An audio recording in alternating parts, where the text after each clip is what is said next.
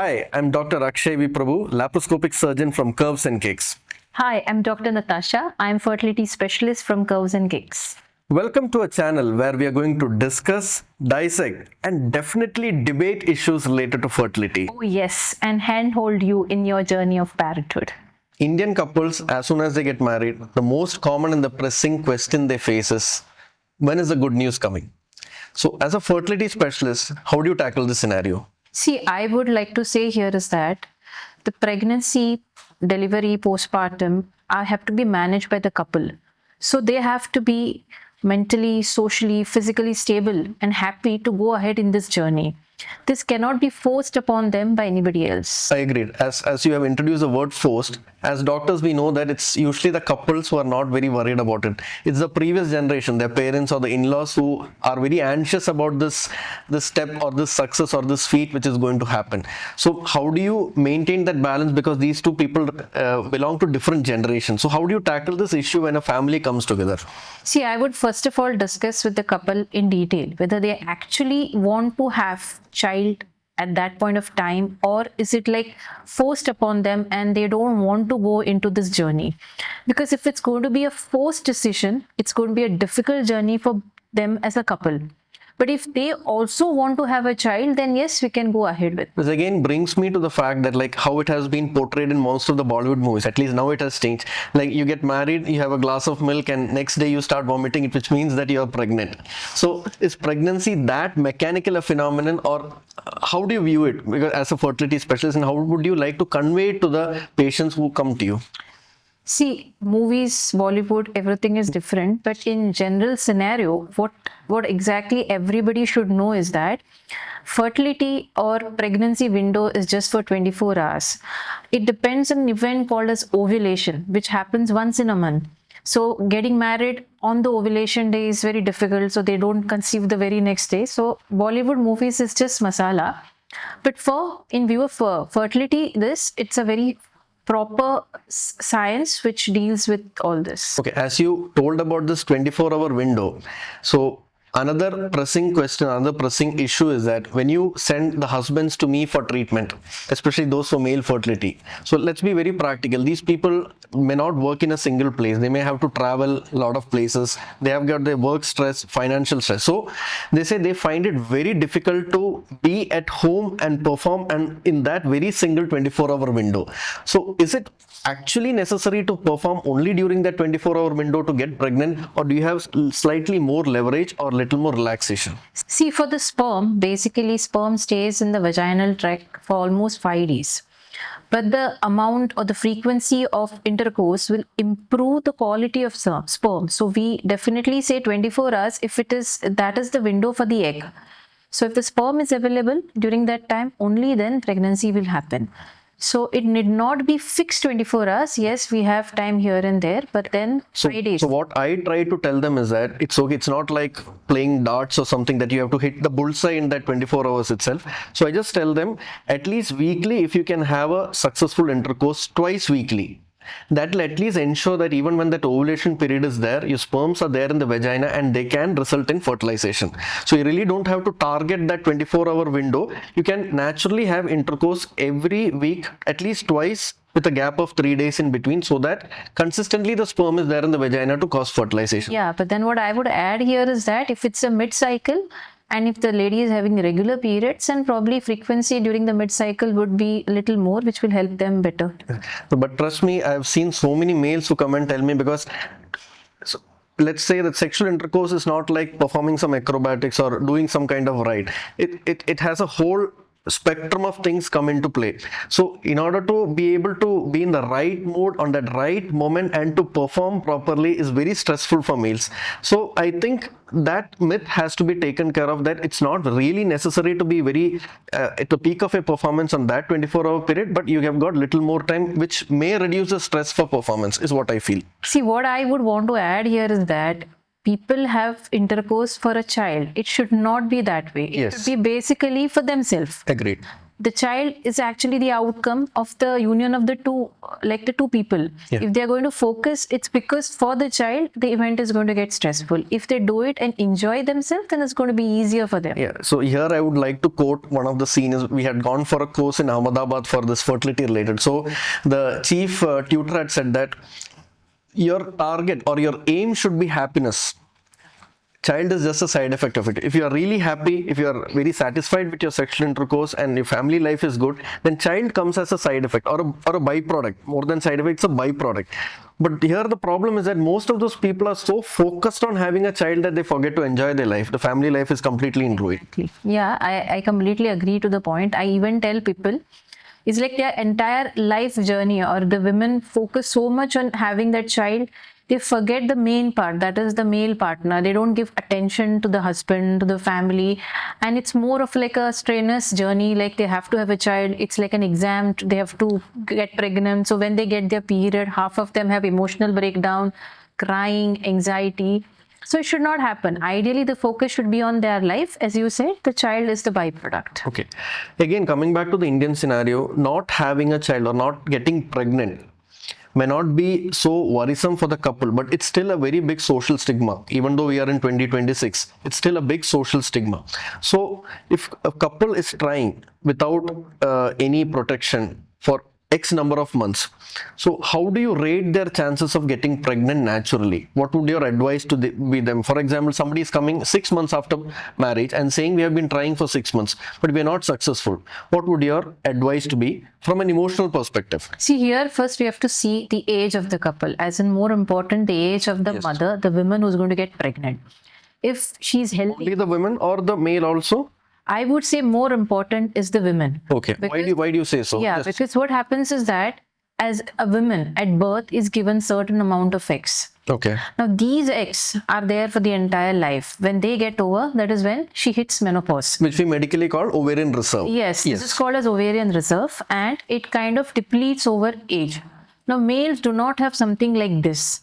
They are fertile up to the age of maybe 55 or even more. Even though the number of sperm and the quality might fall, but they don't have such drastic event like menopause where suddenly everything stops, there's change of hormones and everything. That does not happen. So that is why I would say the age of the women is very important. So if she's healthy and she's young, say for example, if she's in 20s, that would be like the best age to get pregnant. So then the chance of pregnancy in each cycle would be as high as 25 to 30%. But you imagine a woman who's in 38, 39 years of age, this percentage, if she's healthy, falls up to 5 to even 4%. So that the age of the women becomes very important when you're giving advice to anyone. Okay, so in order to summarize that, so if the woman is younger, they have got a slightly longer window to try for pregnancy, and they have a relaxed window to try for pregnancy. It's not a concern if they're not getting pregnant even for the first few months. But if it's the same thing with an older woman or an older couple, especially where the woman is advanced in age, then that window becomes restricted. Yeah. They will have to take measures or seek advice faster. Right. That is what I can summarize from that aspect. And here always the woman's age is much more important than the male age, because the ovarian reserve is limited and starts drastically falling after a certain point of time. Right. So here I want to add one more factor is that, see, now we were traditionally following this method that if you are younger, your chances of getting pregnant are higher. It is faster. There's nothing to worry. It's absolutely fine. You can take 2-3 years and you can plan like how you want to do it, plan this, plan that, and then for the child. But we have noticed now what has happened is that the ovarian reserve is falling. You might look, as in your age might be say 25 years of age, but the ovarian reserve would be like that of a 35 or a 40-year-old woman. So presently what my sincere advice to everybody is that when you're going to plan for a child, it is important that you get a basic workup done, find out where your ovarian reserve is, and then you can take a decision like at your like fancies, how you want to plan a child. You want to finish your studies or you want to do some professional thing and then plan for a child. So yeah, so the ovarian reserve, even though traditionally is age dependent, but we have seen, because probably the change of lifestyle and the pollution and everything. That's what we're actually coming to next set. So basically there is a mismatch between their physical age and their ovarian age. That is what I've understood from what you have summarized. Right. So what do you think are the factors which are leading to this mismatch? And secondly, what basic test would you advise for them to assess their ovarian reserve? Right. So first I would say from the point of their history for them to understand more than the blood test is like if your mother is having earlier menopause, earlier meaning less than 40 years of age, she had an earlier menopause, then yes, then you might be genetically having that issue. Second issues, like if you're not healthy in the sense if you're having consumption as of more of junk foods and your exercise is not on track and you're living in basically a metro polluted place, polluted water, polluted environment, then yes, your chances of having this ovarian reserve lesser than your age is higher. So that is one point I would like to tell them. For them to know, there is a simple thing I would say is that if you're having your menstrual cycle, which was lasting say 30 days or maybe 35 days, and slowly you have noticed that it is shifting from 30 it has become 28 days or from 28 it has become 24 days. So basically the duration of menstrual cycle does talk about this. If you have noticed this sudden shift or if you have noticed it is slowly shifting, that means basically your ovarian reserve is falling. These are just basic tests. Definitely more would be the biochemical test that we do in laboratory, tests like AMH or an ultrasound, which counts the follicle, that is called as the antral follicle count. These would be better, but this is just a basic idea. If they can find out from their menstrual cycle and from their history that they are likely to have. Like we have a lot of women who come and tell that they have had a cyst surgery for a cyst or certain part of ovaries removed for certain, say for neoplasms or for cancers basically or from something like that. So that's something which comes into my this because we are getting a lot of young women with ovarian cysts, endometriosis, torsion, a lot of issues are happening. So my advice to them would be is that anytime you touch the ovary for any purpose, be it a surgery, be it manipulation or anything, your ovarian reserve is definitely likely to fall. So the amount of eggs which a female can produce in a lifetime is fixed. So anytime you tamper with the ovary or touch it or do surgery, there is going to be a drastic fall in the ovarian reserve and you have to be prepared for it. Exactly. And even before that, when you said that point about menopause, like if a mother has menopause, the kid can also have an early menopause. So usually Indian women have menopause from 48 to 52 years, and when it is happening before 40 years, it's called premature menopause. 40 to 48 is early menopause. So just like this, can even fertility issues run in families? Have you come across some cases like that? Yes, of course. See, basically what is happening is that most of the women, they ask their mother or grandmother, like, did you have any problem in having a child or no? What I'm trying to tell all these people is that the environment that the grandmother lived was completely different. Secondly, the age of their marriage would be 16 or 18 years of age. The first child would be at 21 years, second child would be in 22 years. They don't actually remember when they hit menopause, was it significant or no. But in this present scenario, we have people who are highly educated, who want to focus on their life, have X amount of money before they plan for a child, and a lot of issues there, which is completely fine. But then they forget this event that their mother's menopause has been earlier and theirs could be also earlier. So suddenly when they come in a fertility clinic after trying for 2-3 years and you do their AMH and it is like very low, they get a shock. So I want to focus on this fact that the histories and this for them was different. For present day generation is different. So they have to focus on their lifestyle and not call and find out about from everybody else. This brings us to the important point, which is the weight of a person, or specifically the weight of a female. So weight is sometimes equated to body shaming also nowadays. It's a very sensitive topic. But how impactful is weight on the fertility status of a female? See, the weight, both underweight as well as the overweight, both is an issue. Body shaming, yes, it's a different aspect altogether. When we are focusing on fertility, most likely obese women or fat women, they are likely to have PCOS, PCOD, hormonal issues, which is very rampant of lately. Underweight people have their problems, different set of problems. So we have noticed that PCOS, PCOD has become like an epidemic. Yes. I get people walking into my OPD and declaring themselves, I'm a PCOS, I'm a PCOD. It's become a brand name. It is a brand name. Self-diagnosed. Yeah, but then what I want to add here is that it's just not the name. weight and the burden you carry along with that PCOS and PCOD. It's not only fertility related issues in the reproductive age, but then you have the bleeding issues and the cancers which follow later. You can have a metabolic syndrome later, Exactly, you can have diabetes, hypertension, you can have cancers. Is that a lot of women who are walking in OPDs with fertility are already diabetics. Because when we do blood tests basically for fertility and for pregnancy, we realize that the HbA1cs are quite high, some of them even requiring insulin. So this overweight part is because it not only kind of has this PCOS, PCOD along with it, but as such increase in fat will be a problem when she gets pregnant and the delivery is going to be difficult. And also the fat also produces hormones which kind of causes miscarriage, abortions, which affects fertility. Yeah, so in short, when a person who's overweight, or in our medical terms with a high BMI, body mass index, walks in. So as an advice, what I tell them is that as much as possible, try to consume regular home cooked meals with proper spacing. And in addition to that, a lot of people have this belief that walking is the best exercise, or walking on the treadmill or walking on road is the best exercise. So I always tell them that it's better to categorize your exercises into two categories. One is the aerobic exercises.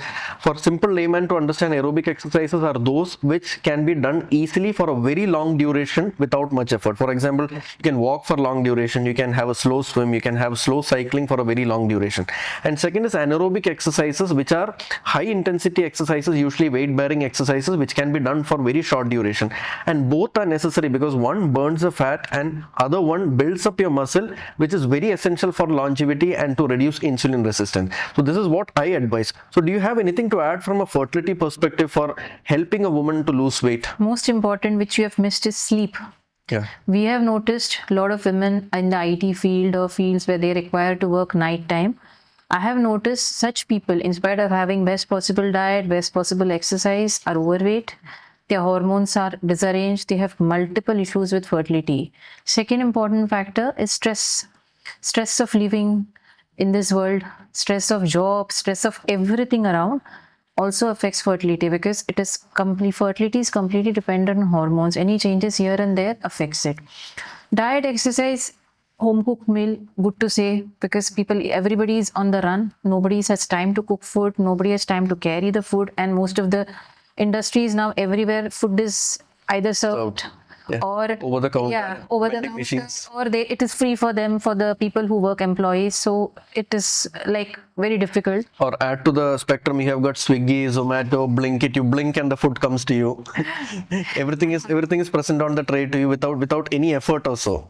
So one thing I commonly tell people is that earlier, for example, you had to change a TV channel. You had to actually walk to the TV, change the channel and come back. Or you wanted to buy something, you had to actually take an effort, walk to the grocery store or take a cycle and go to the grocery store, get the thing and come to it. So there was some bit of output even though input was there. But now what has happened is everything comes to you. You have the TV remote, you have Swiggy, Zomato, Blinkit, anything you name it. Things have changed. We have evolved for sure, no doubt about it. But everything comes to you now without any sort of input, without any sort of output actually. And the playgrounds are vanishing. There are no places to play. There are no places to actually spend your energy. So the input has gone so high and the output has gone so low that I think that has tipped the scales. Yeah. So it is not only for the females, males also. Yeah, both. Yeah, both. Because see, now what we see is when we say any couple walking in OPD, our focus is only for the women who's slightly on the higher BMI side. But you see the husband who's double BMI size. So for them also performance is difficult. Sperm parameters are difficult. So it's not only the women we should focus on, couple as such. And then you said that now fast food, everything is there. If a conscious effort is made to maintain healthy lifestyle, it is possible. Because even if you have Blinkit, you have Swiggy, you can choose what food you can eat. You can eat a salad also, you can eat simple dosa also. You do not have to go for hi-fi stuff which has more calories and more fat in it. So that is also possible. So if you are mentally prepared to lose weight, things do happen. Okay, considering your personal experience with weight loss or how you have evolved or what you are doing, what is the lifestyle you have adopted and what is it that you would like to advise your patients as a practical lifestyle from experience? See, from experience, I would say exercise becomes the cornerstone. For weight loss, if you're focusing on the weight loss, then calories, yes, are important. But what I would say is that for pregnancy, for fertility, if your aim is that you cannot cut down your diet to extreme levels, because the moment you cut down your diet to extreme levels, your nutrition fall, your quality of egg fall, your quality of sperm, everything falls. If you're planning for fertility per se, exercise should be higher. Diet restriction should be lesser. Yes, that does not mean you keep on eating junk or high calorie food. Good healthy diet is required, but exercise will be more important. If it's only weight loss per se, then it has to be combination of both, because unless you have a calorie cut, you cannot have decrease in your weight. Okay. The most common myth or the misconception we usually hear from ladies is that if you go to the gym, you develop a muscular body. So what do you have to say about that? I would say it's very difficult to develop muscles. I've been exercising for past 5 years. I don't think I've developed any muscles. So It is difficult for women because testosterone is not so high. Testosterone is required for development of muscle. What happens when you go to gym? You get toned. yes, Muscle mass definitely increases, but your lean weight you increases. become lean, and if you compare with your husband, definitely you won't have that much of muscles. Okay. So the common myth is basically busted. So even if you hit a gym, not only for a female, for a male also, it's not very easy to develop muscles. I know for Than a woman. maybe because of testosterone. Second thing is, how important is it to develop the muscle, and why do you need muscles, or why do you need that lean weight? See, basically what happens is that in conditions like PCOS or PCOD, what people commonly call, insulin resistance plays an important role.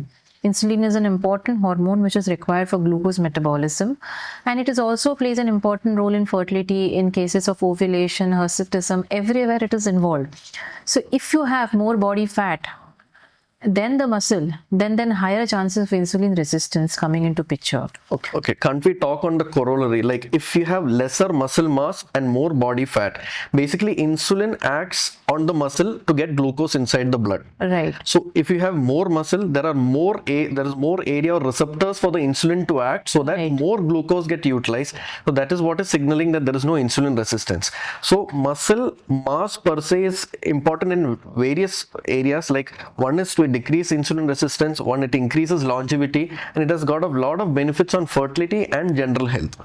I would also add here is that if a woman is doing strength training or working on her muscles, her age after 40 or after menopause is much better. Because what happens till Exactly. 45 years of age or 50 years of age before menopause, you have estrogen working for you. The moment that estrogen is out of the picture, that is when your bone strength will go down. You'll find it difficult to walk steps. You gain fat faster. So this middle age crisis, which most of the people come and complain now that they are finding it difficult to lose weight, they're gaining too much of fat around their belly or on their thighs, is basically because their muscle mass is always lesser. Because they had estrogen, there was some benefits, now it's out, so that benefits are off. So as you deal with more of younger women, and I deal with women in post 40, so the most common question I get with people who hit menopause is that, doctor, what is the diet, lifestyle and exercise I should start now after I've hit menopause? So I would tell them it's a wrong question to ask, because you should have done this maybe at the age of 30 or below, or even at least as late as 40, so that once you are in a rhythm, just like you said now, that you have your diet in place, you have got your exercise in place, you have got your bone strength and muscle mass in place, it is easier to face menopause, because the effects of menopause can be neutralized to a great extent when your body is in rhythm with all these factors. But if you're going to be very enthusiastic and starved after menopause, then it may not help you to a extent where it has helped you if it was already in place. It may help you, I'm not saying it won't help you, but then if you have already had these things in place, then your facing menopause is going to be a lot easier. Doctor, we have been trying for 2 months, we have not conceived, what do we do? Idu puttalla.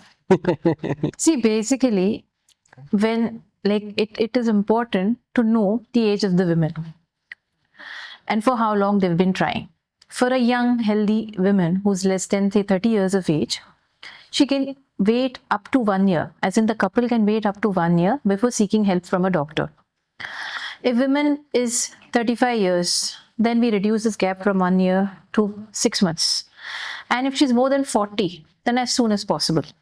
Okay. It completely depends on the age of the women, because we've already discussed before that the egg reserve, the ovarian reserve, kind of keeps on falling with the age.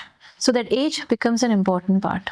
When should couples stop trying naturally and seek advice? Basically, when should they come to you? It completely depends on the age. Younger women, less than 30 years, even up to 1 year is fine. 35, it should be 6 months, and more than 40, as soon as possible. So is IVF the first stop for patients who cannot conceive naturally? No, definitely not. We will investigate the patient. We will do detailed study, examine investigations. After that, we formulate a plan how to go ahead with it. So what are the top 3 treatment options in order of priority for those patients who cannot conceive naturally? See if the blood investigations and the checkup is fairly okay, no much issues have been detected, then I would give them number 1, ovulation induction with timed intercourse. Secondly would be IUI, and third would be IVF ICSI.